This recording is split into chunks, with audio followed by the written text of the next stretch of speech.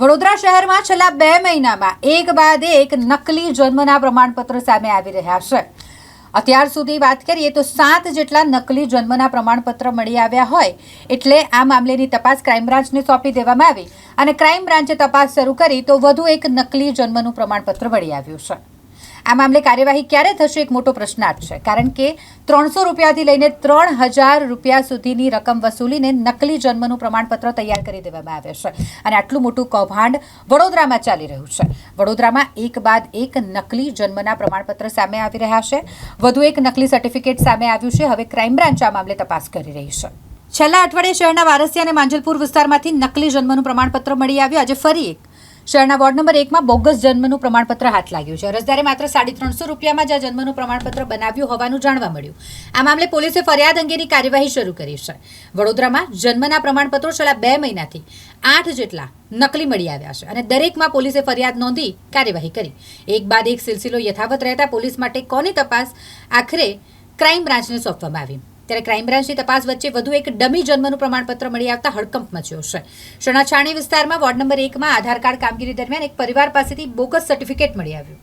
આ જન્મના પ્રમાણપત્રમાં વીએમસીનો સિમ્બોલ, રજિસ્ટરની સહી અને સ્ટેમ્પ આ તમામ ખોટા છે. ત્યારે હવે આ મામલે પોલીસે વધુ તપાસ શરૂ કરી છે. વડોદરા મહાનગરપાલિકાના આસિસ્ટન્ટ મ્યુનિસિપલ કમિશનર અને વસ્તી ગણતરી અધિકારી શમિક જોશી આ અંગે તેમણે કહ્યું કે આ જન્મનું પ્રમાણપત્ર બાબતે અમને ઓપરેટર દ્વારા જાણ કરવામાં આવી હતી કે એક સર્ટિફિકેટ નકલી હોય તેવું લાગી રહ્યું છે અને તેનો ફોટો જ્યારે ઓપરેટરે મોકલ્યો ત્યારે જન્મ મરણ શાખાએ ચકાસણી કરી અને તે ડમી હોવાનું જણાવ્યું. તાત્કાલિક તેઓ ત્યાં પહોંચી ગયા, પોલીસને જાણ કરી અને અરજદાર પોતે ફરિયાદ કરવા ઈચ્છતો હોવાથી પોલીસે વધુ કાર્યવાહી શરૂ કરી.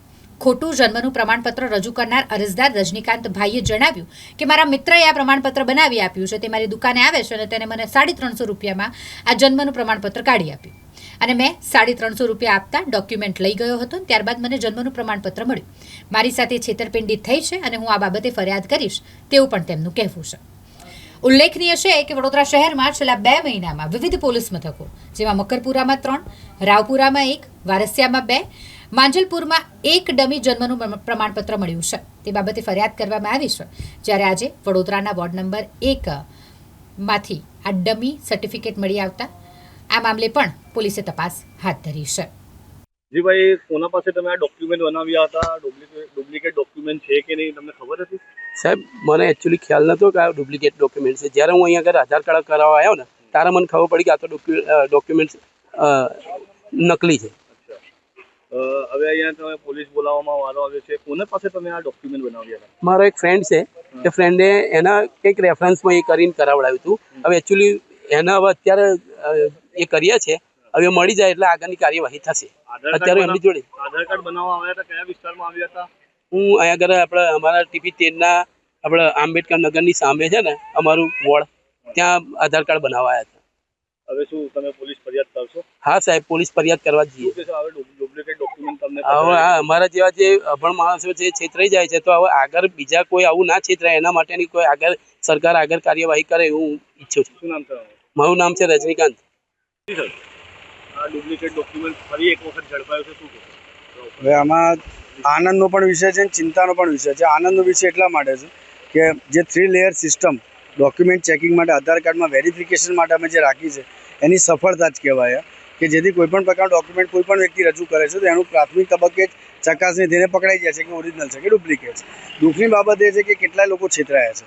તો જ્યાં લોભિયા હોય ત્યાં જુતારા ભૂખે ના મરે. વારંવાર હું આ ઉક્તિ કહી રહ્યો છું.